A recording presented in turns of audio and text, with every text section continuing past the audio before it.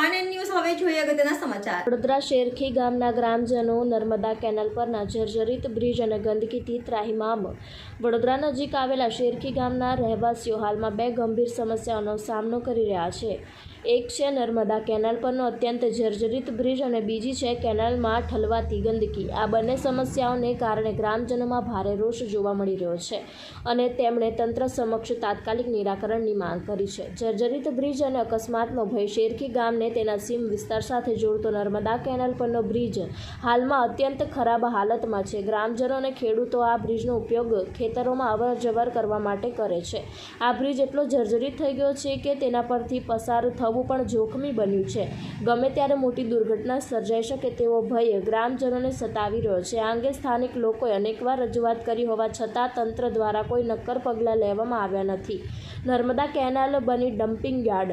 બ્રિજની સમસ્યાની સાથે સાથે નર્મદા કેનાલમાં ઠલવાતી ગંદકી પણ ગ્રામજનો માટે મોટો માથાનો દુખાવો બની ગયો છે। કેનાલનું પાણી એટલું ગંદુ થઈ ગયું છે કે તે કોઈ ડમ્પિંગ યાર્ડ જેવું લાગે છે। આસપાસના વિસ્તારોમાં રહેતા લોકોને આ ગંદકીના કારણે ભારે દુર્ગંધનો સામનો કરવો પડે છે, જેનાથી તેમના સ્વાસ્થ્ય પર ગંભીર અસર થવાનો ભય રહેલો છે। વડોદરા શહેરના લોકોએ આજ નર્મદા કેનાલમાંથી પીવાનું પાણી પૂરું પાડવામાં આવે। જો આ પાણી એટલું ગંદુ અને પ્રદૂષિત હોય તો શહેરીજનોના સ્વાસ્થ્ય માટે પણ જોખમી સાબિત થઈ શકે છે। આ પ્રદૂષિત પાણી અનેક રોગચાળાને આમંત્રણ આપી શકે છે તેવી દહેશત વ્યક્ત કરવામાં આવી રહી છે। તંત્ર સમક્ષ ઉગ્ર રજૂઆત। આ ગંભીર સમસ્યાઓનું નિરાકરણ માટે શેરખી ગામના ગ્રામજનો અને ચૂંટાયેલા પ્રતિનિધિઓએ એકઠા થઈને તંત્ર સુધી પોતાનો અવાજ પહોંચાડવાનો પ્રયાસ કર્યો છે। તેમણે તંત્રને તાત્કાલિક ધોરણે બ્રિજનું સમારકામ કરાવવા અને નર્મદા કેનાલમાં ફેલાયેલી ગંદકીને દૂર કરવા માટે માંગ કરી છે। જો આ સમસ્યાનું જલ્દી નિરાકરણ નહીં આવે તો ગ્રામજનો દ્વારા ઉગ્ર આંદોલન કરવાની પણ ચીમકી ઉચ્ચારવામાં આવી છે। આ કઈ જગ્યા છે ને શું સમસ્યા છે? આ નાની આ મોટી શેરખી અને ભીમપુરા બેની વચ્ચે છે આખું અંકોડિયાને એ છે। અંકોડિયાથી આ શરૂઆત થઈ છે નર્મદા નીરની અને ભીમપુરા આપણું એનું સુએજનું ટ્રીટમેન્ટ પ્લાન્ટ છે શેરખી મુકામે જેવું છે। શું સમસ્યા છે? આની સમસ્યા તો કાયમી છે। 10 વર્ષથી જ્યારથી આ ચાલુ થયું ને અને કોર્પોરેશન કૂવા ચાલુ કરે એટલે આ ગંદકી અહીંયા જ ભેગી થાય છે।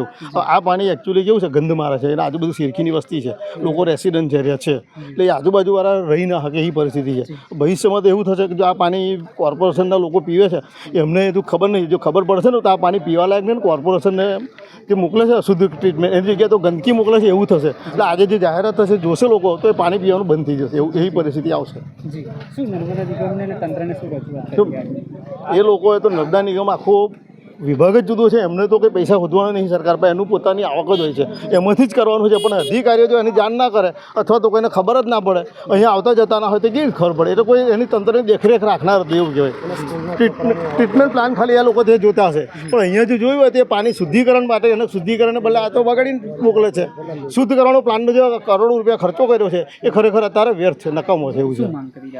અમારે તો એવું કેવું છે કે અહીંયાથી એ કરી ચોખ્ખું ક્લીન કરે અને ક્લીન કરીને શુદ્ધિકરણ કરીને પાણી મોકલે તો એ વિસ્તારને સારું પાણી મળે, પબ્લિક સારું પાણી પી શકે છે। જાદવ વિક્રમસિંહ ફતેહસિંહ, માજી deputy sarpanch Sherkhi. Subscribe now and press the bell icon. Never miss an update.